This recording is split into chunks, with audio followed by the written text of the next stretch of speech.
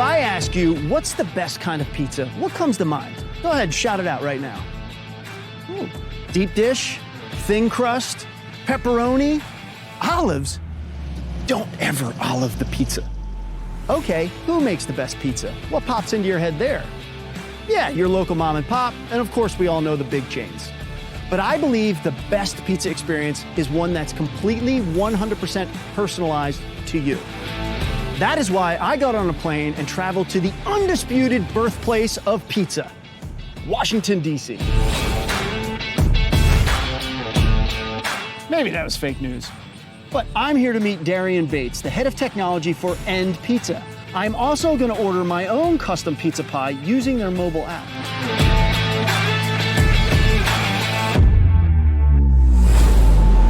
What's it gonna be? Spicy tomato, basil, pickled Fresno chili, and bacon. Ordered.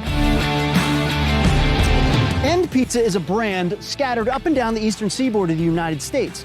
I want to understand how Cheetah Digital is powering their personalization strategy and the data intelligence layers behind their loyalty program. They are moving data in real time between platforms to deliver direct-to-consumer messages and offers personalized at a one-to-one level at scale. You can even interact with a real human using SMS. I think my pizza might be done.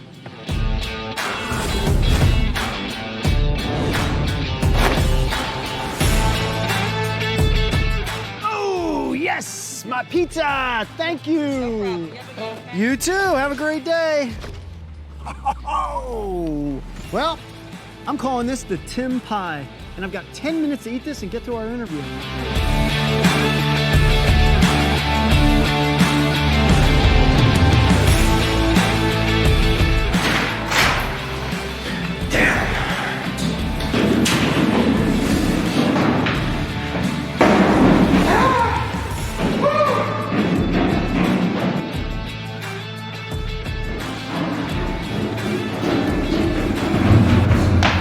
Joke? Oh boy, oh boy, oh boy, I'm late. Where am I? What is this place? Darien! Oh, guys, I am sorry I'm late. Hopefully you didn't start without me. Man, how many flights of stairs did I have to come down here to get here? Why are we so far underground? Oh, well, we got a lot of data here. We got to lock this down. Oh, so this is like your lab where the engine and everything is? Absolutely. That's All what right. happens. Well, I'll tell you what. Give me 2 seconds. Let me catch my breath, and then we'll start. How's that? Let's do it. Well, Darien, thanks for having me. It's great to be here. I want to kick off for people who may not know at home. What is End Pizza? Can you give us the high level? Sure. End Pizza. Yeah. So I mean, in some ways, we're like the kind of, I wouldn't say run of the mill, but sort of like just the concept of a walk the line pizza place, sort of Chipotle for pizza. I think we started off as you come in, walk the line, pick your ingredients, put on a pizza, all done in like 3 minutes. So fresh dough that we make ourselves. It's rolled out through the oven. It was great. In like 3 minutes. And it was great. I got to tell you, East Coast in Denver, where I live, you cannot get real pizza dough. So it was great today to come back to East Coast. Something in the elevation of the salt water. I don't know what it is. Yeah, no, absolutely. And yeah, we're kind of an East Coast brand. We go all the way up. We have a shop in Boston, all the way down to, we're about to open one in Richmond. So we kind of run that part of the Eastern Seaboard, and then like East Coast for now. And Dulles Airport, right? Dulles Airport, we got it. It's always packed. Every time I go through, man, there's a line. So people know. Dulles, Reagan Airport as well. So, you can't come in and out of here without seeing us at some point. Cool. Well, let's talk a little bit about your 2020. Let's dig right in. Because in 2020, we talked to you a little earlier this year in a Thinking Caps podcast episode where you explained your digital transformation roadmap for the year. You had like a 6 to 12 month plan, and you explained, okay, COVID hit, boom, we have 3 days to actually do this year-long plan. But can you give us a high-level overview of what your digital transformation goals were for the year and beyond? Sure. And I think maybe a little context that's useful is to think like, we started as a walk the line brand, which is to say that like the experience with End Pizza started off as like you came into the shop, right? Like you came to the shop, you picked your ingredients, you saw them in front of you, and you walked out with your pizza, right? And very much that kind of that classic experience. And our idea was always like, that's the experience that people love. But that isn't the experience that necessarily is like what people are now like living to these days. Like people are, off-premise is a growing trend. Like you need to have an off-premise brand. Delivery, like you look at like the DoorDashes of the world, this is even pre-COVID. You look at all these off-premise delivery experiences and everybody's growing gangbusters. Yeah. Everyone is expecting their food to come to them. And what we knew as a brand was we were best as a walk the line brand at the time. We were best as an in-shop experience. And we needed to turn that into a digital experience that could sort of equal that level. Got it. And so the idea was, at the time before COVID hit, we were running about 15% of our total sales were coming through our native channel, through our app. Basically. So that would be your mobile app where people could order, you know, make a customized order it, come pick it up or get it delivered. Exactly. It could be on a mobile app or it could also be on the website. But between those two, they share a code base. And then another 20-some% was coming through DoorDash, Uber, was coming through the third parties. And then the rest was walk the line. So we had about 60% was walk the line orders. And then, as you know, with COVID, everything we all shut remember down. COVID. We all remember. I don't know when you're watching this, but remember COVID? Yeah. Of course. Oh, God. We're still in your mouth it. to God's ear on that. Yeah. But, you know, what suddenly happened is like, we lost all walk the line. Everything then went right through our digital channels. And we went from, obviously, about 40% digital, 15% native to 100% digital. Yeah, right. Everything. Over 50% going through our own channels, another 50% running through the providers.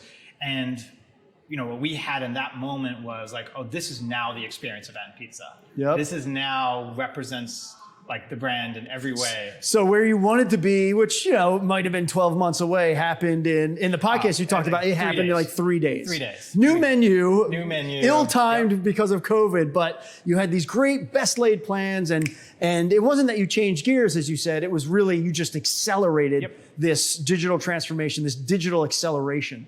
Right, exactly. And in 3 days, we went from a type of volume that we would have been hoping for over the course of 6 to 12 months to 3 days. Yeah. And what that did for us, it prioritized certain types of things. It prioritized the scalability of the system, the ability for the system to handle a lot of things, and the ability for the system to deliver something close to what the experience was in the shop as quickly as possible. And we think we managed that pretty well. But what we still had to figure out and what we've still been working on is actually how do you get that digital experience to get closer to like an on par experience with the walk the line experience or even better, right? Okay. Even like, can you make the Ant Pizza experience, which was traditionally shop based, actually an anywhere based experience that would be just as good as that initial walk the line and getting the pizza like fresh out of the oven. And that's been where our digital journey was prior to COVID, and it's where it's been going since then. Yeah.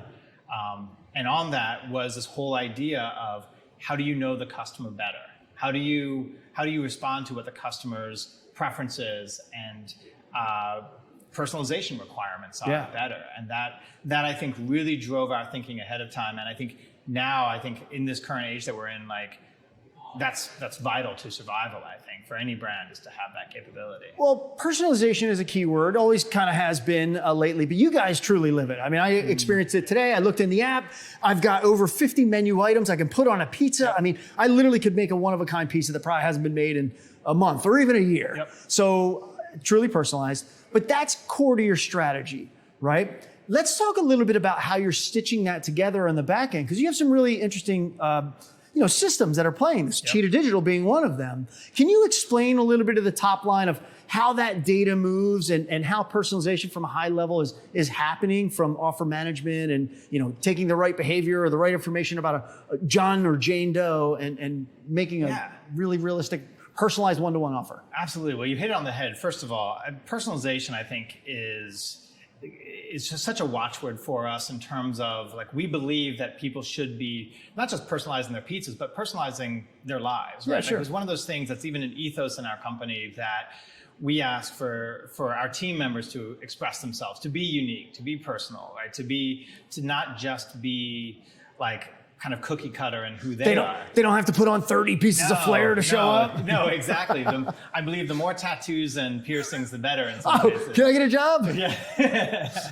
So I think that for us so much is like the UBU kind of mentality really kind of starts at the top in terms of if you've ever met Michael Lastoria, if you've ever seen Michael Lastoria, like he is very much like, look, just come with your true self and we're going to have a place for you. Okay. And then like, how do you work that down through the pizza itself? So the ability to kind of combine a lot of really interesting ingredients, like it's not just a standard pepperoni. I mean, although we do have pepperoni, it's not just pepperoni, cheese, mushrooms. It's like all really interesting ingredients that are really kind of unique and expressive. But then underneath that is this data that sits underneath and these systems that sit underneath that really kind of empower that data to work in ways that make personalization inevitable and kind of seamless. And so those systems underneath, I mean, we could go through the whole stack, but I think really the useful ones to talk about here are our loyalty management, obviously with Cheetah. Sparkfly, which is our offer management. That's where you actually build out these different offers. You kind of build out what's possible, but then Cheetah Digital kind of maps it together to say, hey, Tim's ready for this offer, et cetera. Exactly. So you take like an offer, and it's amazing what you think about the building blocks of offers. If you just take like an offer, like the logic around a single offer, you're right. Like I want people who order these kinds of pizzas to get for those pizzas to be $3. Right. I want $3 for these pizzas right now. If you use this offer, right? Sure. And that offer, when you think about like use this offer, like there's a classic way of like, well, enter this code or something like that. And that's where we're like, wait, hold on a second. Forget entering a code for a second. Let's just take that offer. And now let's throw that offer into a machine that allows us to deliver that in a totally different type of experience. And that's where Cheetah comes in, where when we look at that at Cheetah, we're saying like, what is the logic that you construct around a customer that can take in offer as one input, take in other types of personalization data that is coming in from EndOS, our custom-built operating system, that can like funnel in additional types of data. We have an underlying data lake built by a company, Datanova. It's our Fusion Hub, which combines data and pipes that up into it. And suddenly when you have all this data coming in, that little offer that says, here's a $3 pizza for this, becomes a $3 pizza to this person, or becomes this offer versus this offer, or this offer at this time because of this experience at this time. And suddenly you have this full flow of like personalization happening based upon all these little systems that are delivering kind of incremental information, and it's all kind of orchestrated. Got it. So that was very technical. Let's come back up a level on something that I noticed with you and Pizza that I thought was very refreshing. I don't need to download your app to interact with NPizza. Yes. I mean, the ubiquity of SMS, on a mobile phone, anybody can do it. You don't have to remember to download the NPizza. You can order there, like you said, you can go to the website. But talk to me how you're using SMS in this ubiquitous manner that's really frictionless. Well, I think even going one level up from that, I would say that we believe that technology, and I think this is certainly my philosophy. It's where I really gelled with Michael Lastoria when I started working here, was the idea that technology is a way to do things, not a thing to do. Right? Fair. We are not here to build technology and to give people some sort of a whiz-bang technology experience. What we're here to do is to give them a great pizza experience. And if technology gets you there, it should be the lightest possible touch along the way. Now, as you know, in building technology, it takes a lot of effort to make that touch really light. It does. And so for us, it's like, how do you remove layers of unnecessary technology, right? And how do you make the technology that is there as value add as possible? And SMS became like, that is an anchor point for us because everybody has SMS.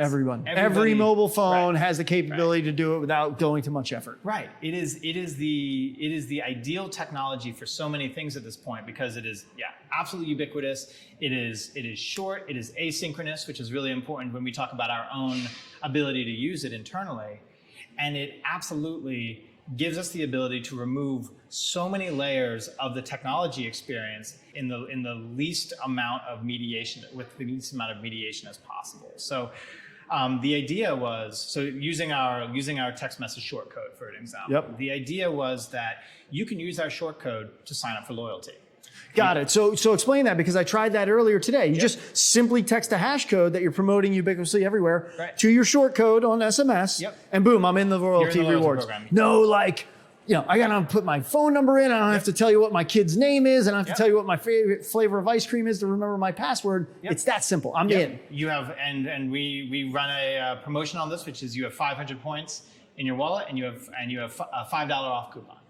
So like that happens, and the offer is coming in from Sparkfly. The points is being managed within Cheetah. Right into the person's wallet. Right into and when we say wallet, you're using that as a placeholder for like, okay, Tim, this phone number, just text it in. That's a new contact record. We're going to put 500 points in his wallet. His first pizza is only $5. Right, exactly. And Tim can walk in, never having downloaded our app, never having gone to our website, and can just give his number at point of sale, and that's $5 off. It'll just be like, oh yeah, you want to use your $5 off on your pizza. So I can literally walk in, order a pizza, customize a pizza that's probably never been built before, 50 different variations, and then I can say when I go to pay, oh yeah, my phone number is XYZ, and all of a sudden the wallet's instant, it's there. I didn't have to, again, pull out the app. I didn't have to scan a code. It's just right there, and they say, Tim, $5. Yep. Exactly. They give it right off, right? Like, and that's an example of how we say, like, look, don't put all these gates up to people. Now, now that doesn't mean that we're not investing in our app and that we don't see the app as a valuable thing, but the app then becomes a way for people to do more with you rather than the only way for people to do something with you. Yeah. Right. And so for us, it's like, well, then if you want to do more, you're earning points. If you want to convert your points and get new offers, if you want to do other things with it, you can deepen that relationship. But our experience has been, you want to make that relationship kind of come together on the terms of the guest, rather than saying you have to meet us where we are. Yeah. No, I love that. And I get it. I could see how, this app is so cool. By the way, when you're building a pizza, all these menu items, I could see how somebody would say, hey, I'll order lunch for everybody today, right? They want the points. They want to get the rewards. But there was something that was really, really cool. I was able to actually text in. So you had this, hey, just text us. It wasn't like text us if you have a problem, which I probably could. It wasn't text to get this thing. It was like, hey, text us. So I did. I said, how's the pizza today? And somebody wrote back with a GIF. It was like, mwah. And I was like, that's genius. This is a real person. This is not a bot. So talk to me a little bit about how you're using SMS in real time. The same way I would text my wife or my buddy to say, hey, what do you want to do this weekend? You're doing that on a one-to-one scalable level with customers. Right. And I think what's really useful to think about that is that, so we have a single short code, which is 20003. And that short code is, if you're going to text to join loyalty, that's what you use. You get an offer in your wallet and you actually want to start an order. So you go to our website, you start an order, you go to the app, start the order. You get texted back when your order started. You get texted back when your order's finished. You walk in, you pick up your order, or the order gets, and if in case of delivery, you get texted when the delivery's on the way. And so that arrives, you check your pizza, you make sure it's right. If there's an issue, you just text right back to the same thing and you say, hey, there's an issue. That then gets resolved. Let's assume it gets resolved and you decide to immediately place a replacement order, or actually, honestly, if you had an issue, they're going to replace the order for you. But then you actually get your offer right back in your wallet, or you get like the make right back in your wallet. Got it. And you can kind of keep that like process going where at every point along the way, there is a communication. And then afterwards, after there's an issue, we can then follow up with like a texted like, hey, you good? You okay? And that whole journey can be managed through where the guest is. Like again, in their phone, on text, being respectful of any kinds of requests for us not to text, but the text becomes the meeting them where they are in the journey, where it becomes a value add to them. But it doesn't ever become, the technology part of it doesn't ever become something that they have to do a lot of work to get to. You're not forcing them through hurdles and over hills and whatnot. It's just, hey, look, we're going to make this simple, frictionless as possible. Cool. Right. The idea that like, I ordered something the other day and it arrived like broken, right? And I was like, the journey that you have to go through to find resolution on that.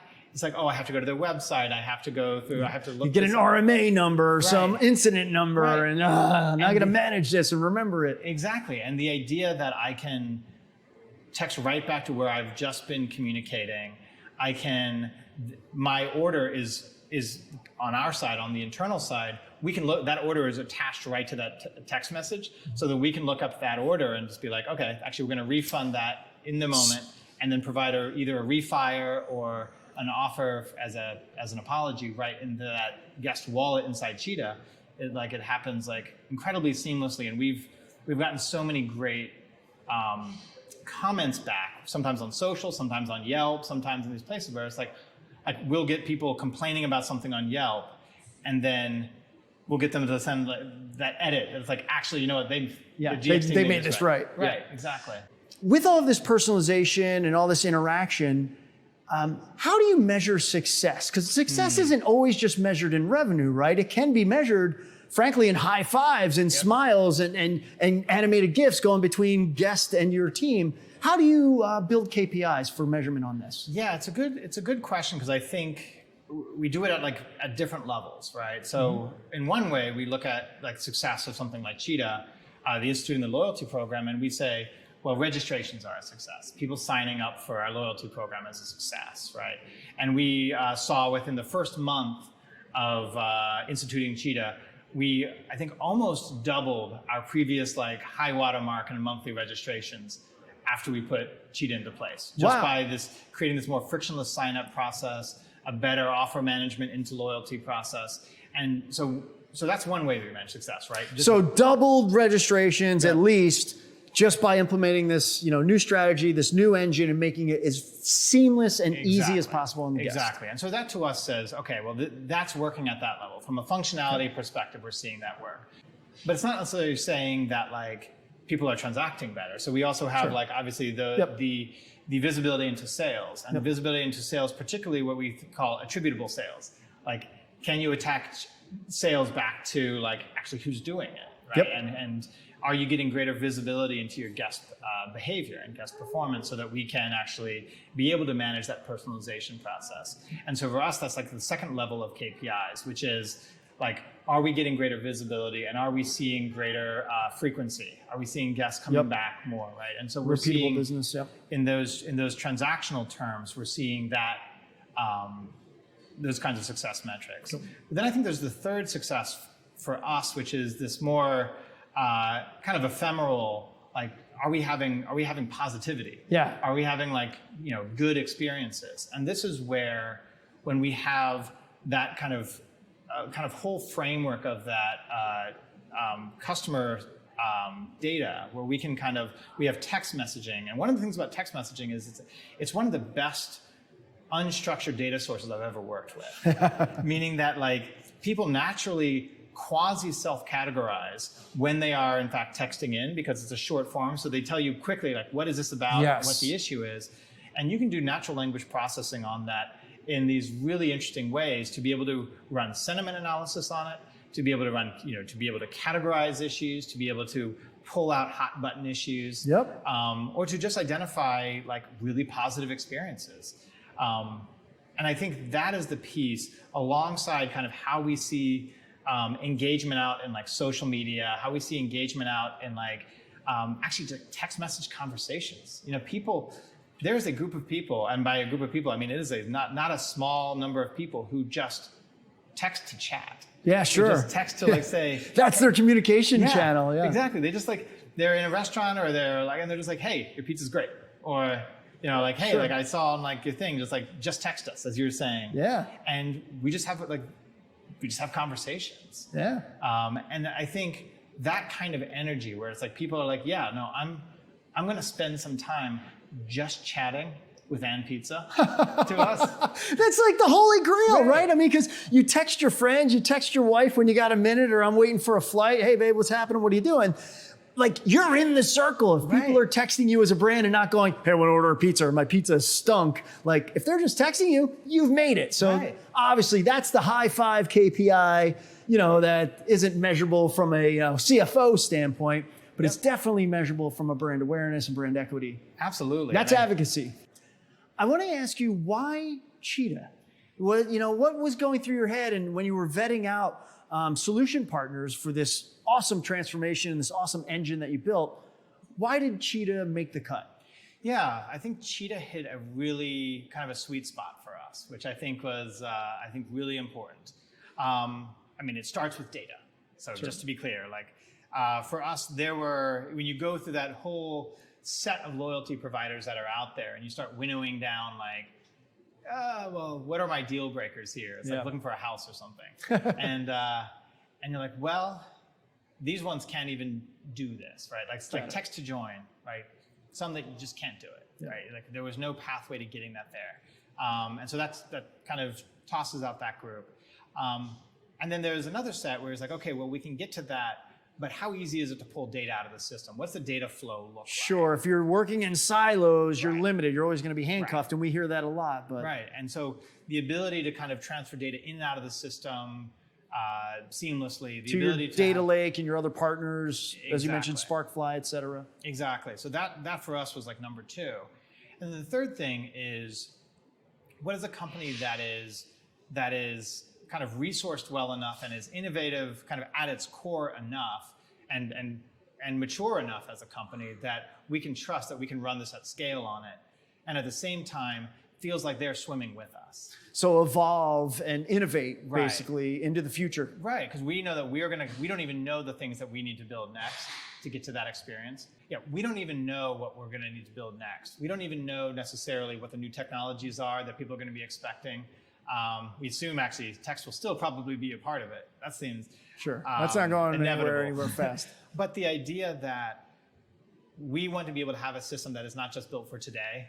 We want to have a system that actually is built for the next things we want to be trying. And when we went through kind of kicking the tires on all the partners, what we felt was the whole ethos of Cheetah was not just, well, this is what our platform does. It's like, well, this is what our platform will be able to do. Yep. This is where we're investing to be able to do it. Yep. And we saw that as something we wanted to invest in. Like we honestly, even in some of the negotiations around contract, which is, I don't know if we talk about that here, but we looked at this and said, we're not even necessarily trying to find the cheapest option. We're trying to find the option where the people that we're working with, we are a part of resourcing and being resourced to get to the place where we want to be. And I think that, we heard that loud and clear, and we've been feeling that throughout the process of moving forward with that. Great. And, that resonates to our mantra inside, which is 25% of our top line revenue goes into research and development. That is a giant pile of cash that's waterfalling back in so that we can innovate, so that clients like you and partners like you can come to us and say, here's where we need to go. There's a fork in the road, guys. Let's make this happen. And that's what gets our team going. So it's good to hear that. I want to ask you one other follow-up to that, though. How is it working with the Cheetah team? The team that you're actually assigned with and building these and ideating on? Absolutely. Well, shout out to David Tiano, because he's been our solution architect throughout this, and he really got us to Bright on this. Like, cool.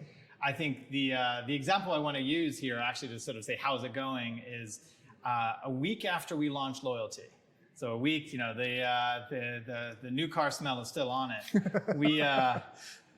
We launched our biggest promotion of the year, the biggest promotion of probably the last 12 months, COVID or no COVID, and it was all around this. It was using this new text-in functionality. It was using this new offer management structure. We had our biggest response that we had seen ever, and we had almost no technical issues throughout the day. It was a 1 day, $3 pie, just text in, you'll get the offer in your wallet, you can use it in shop, you can order online. And it worked about as well as anything that's running in at that volume could. Wow. Which was, again, not a best practice. I think our planning on this could have been better. So you can question our own wisdom. That's all right. But the underlying technology just worked. And I think that for us was, I think the attention to detail from the team, the willingness to go just over and over some like ironing out these workflows and making sure that stuff would flow through exactly as it's supposed to. I mean, I can't say enough about the work that they did. Good, that's great. Well, sink or swim moments. We know they all can go the wrong way, so I'm glad to hear yours did go the right way. But massive pressure testing on like new technology. Keeps me up at night. Well, you guys are nimble, you're fun, you're innovative, and I would say that it's very evident that NPizza puts the customer at the core of everything that you do. I can see that from the app, from the texting, everything you've explained. So, Talk about a customer-centric focused company, and pizza foots the bill. We're glad that you guys are a client. Absolutely. We're excited that you were participating in Signals. We appreciate that you had us here in Washington, D.C., which may or may not be the birthplace of the pizza. Can you confirm? I am dubious about that we can tell them that one. Well, there's fake news out there everywhere. I heard it from a friend. But no, this has been great. We appreciate it. We can't wait to see where your story goes. We can't see what you do to push us next and what we go to market with. Absolutely. Well, thanks for coming in. And yeah, we're happy to be on the, Cool. on the program. Cool. Well, I'm going to try and get some pizzas and put them in my luggage on the way home to Denver. I don't think anyone in their right mind would stop you. Cool. Signals 20, the content series.